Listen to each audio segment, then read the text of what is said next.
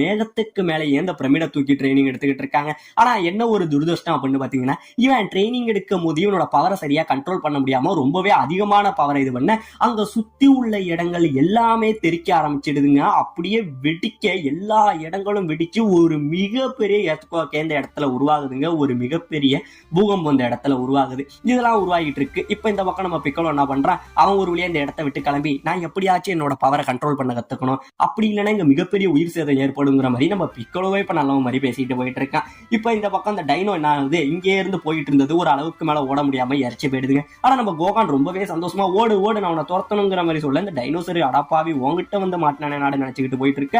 அப்ப இவங்க போயிட்டு இருக்க திடீர்னு எதுக்க உள்ள மலை அப்படியே ஒரு மிகப்பெரிய அதிர்வு ஏற்பட்டு உடைய ஆரம்பிச்சிடுதுங்க. உடனே நம்ம கோகானுக்கு என்ன நடக்குதுன்னே தெரியல, பயந்து போறான். அப்படியே கீழே விழ அந்த நேரத்துல அந்த நம்ம பிக்கலோ பண்ணின அந்த எஃபெக்ட் இந்த தீவையே அப்படியே ரெண்டா புழக்குதுங்க. அந்த தர அப்படியே ரெண்டா